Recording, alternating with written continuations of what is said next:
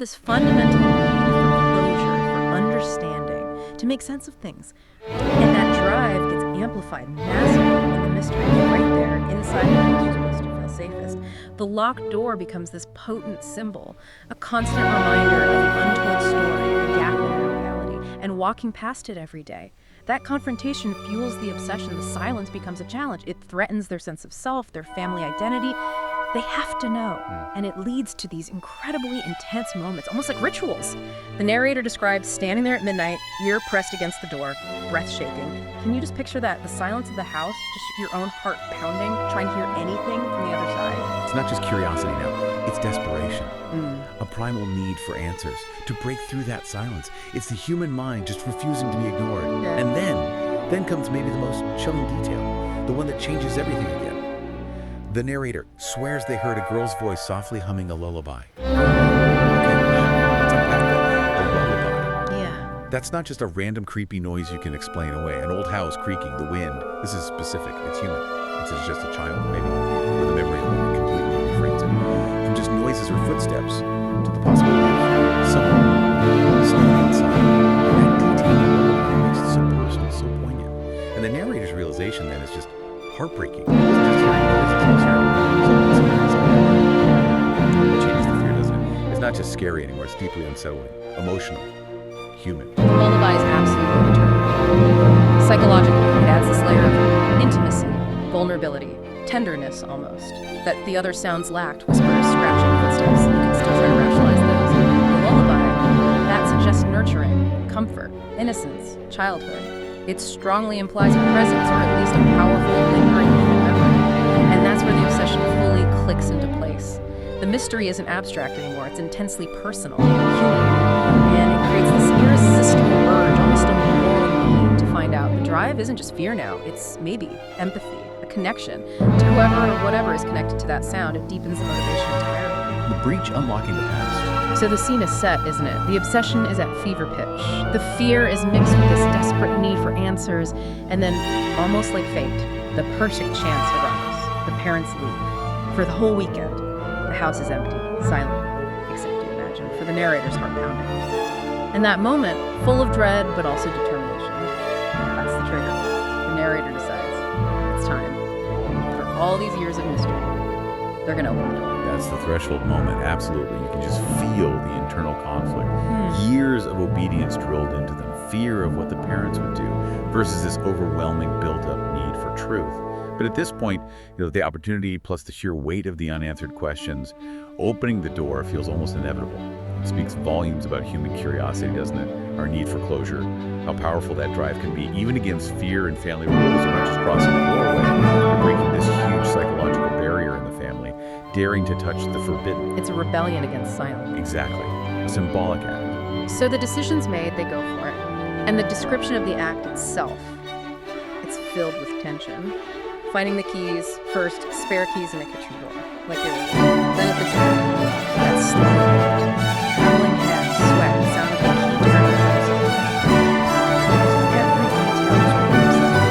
And the way it's described, almost like a ritual, step by step, really emphasizes the psychological weight of it. It's not just opening a door, it's breaking the family silence.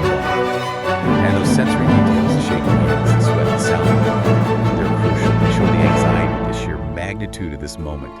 How much is riding on this? All those years of tension are coming to a head in this one act. It's not just opening a door, it's potentially uncovering everything. And then, the click. And the lock finally clicked open. You can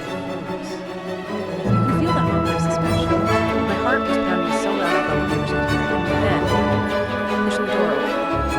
And what's inside? Not a monster, not a ghost jumping out. Furniture, sheets, I'm stopped. The smell, specifically.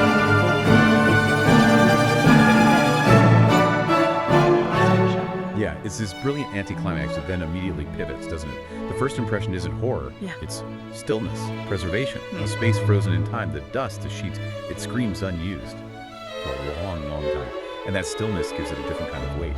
And those smells, old paper, perfume, are so evocative. They suggest memory, human presence, but past. Not active haunting, it's the scent of life lived, put away carefully, maybe painfully. And that taped box, it immediately becomes the focal point. That's the heart of it. That's where the answers are. You realize quite quickly this probably isn't secret meant to harm, maybe meant to protect. Or just True. preserve something precious and painful. You're so right. It's completely unexpected, isn't it? We're geared for the jump scare, the dark secret. But instead, it's like a museum of quiet memory. Almost reverent. That smell. Old paper and graffiti. That's the sentiment. Maybe life is changes the whole emotional because the narrator's voice was unexpected. And all eyes. Trembling hands. Old photographic journals, official documents, fragments of life. And the contents just confirm it, don't they? This film's purpose, these aren't scary things, they're deeply personal, relic, carefully kept. Photos, journals, documents. It proves this room is a shrine, a place of memory. These objects aren't just clutter, they represent someone's existence, preserved, showing this deep connection, this act of remembrance, even if it was silent. It makes you think, doesn't it, about memories, especially painful ones, why certain objects become these sacred containers for grief and identity, anchors to a past we can't forget, even if we can't talk about it. And then amongst these things, the identity starts to emerge. The photos show a smiling teenage girl the narrator has never seen. Connection. It's powerful, visceral narrator says. She looked like me. She looked like she would have been the family.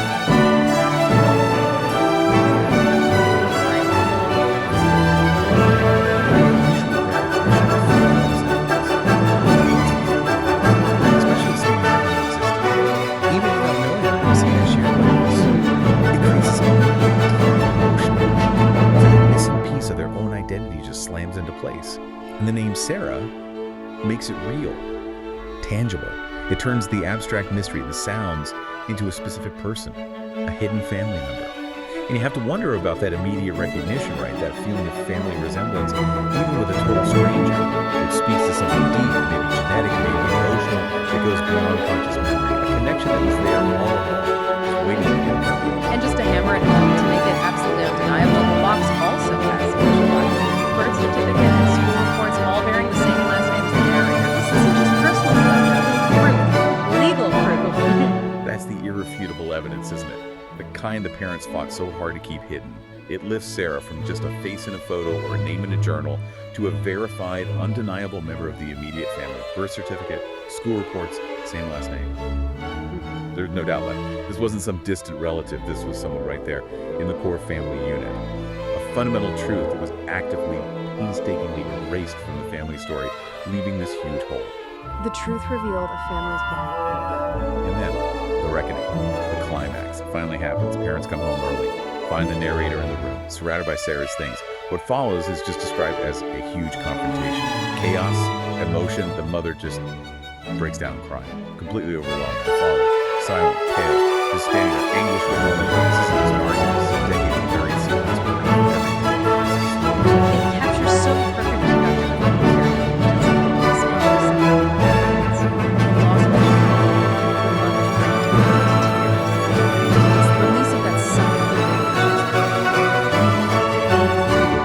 Secrecy to person pouring out. The father's silence. That suggests a different kind of suffering. Internal. Story maybe, just as deep. The silent screams of pain. Their reactions show the individual ways they coped or tried to cope. And now the dam is finally broken. It's painful, and necessary. And in that charged moment, the mother, through tears, finally says it. The core truth. She says, you weren't supposed to be born to protect you. Heartbreak. And the narrator pushes back. Protect me from what? Who is Sarah? The mother gives the answer that changes everything.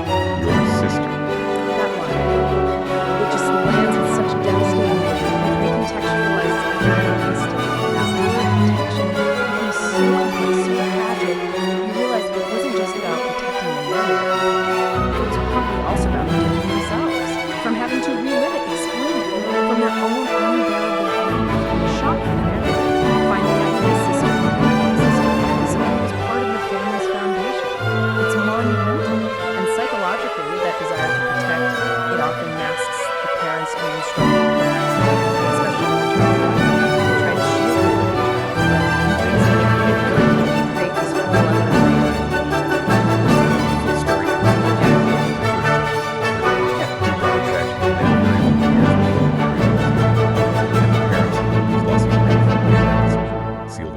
Yeah. Literally, to bury the grief. It became a tomb for their pain.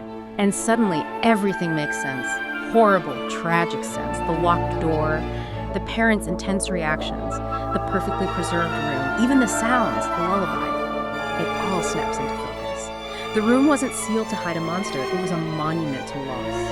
An unbearable loss they couldn't face. It was this desperate attempt to compartmentalize the pain, to lock it away so maybe, just maybe, they could try to live again, maybe have another child, the narrator, and those whispers, the crying. You could see them now as echoes of grief, couldn't you? Or maybe the emotional weight of the place itself, so strong it felt palpable. The room wasn't just a room, it was the symbol of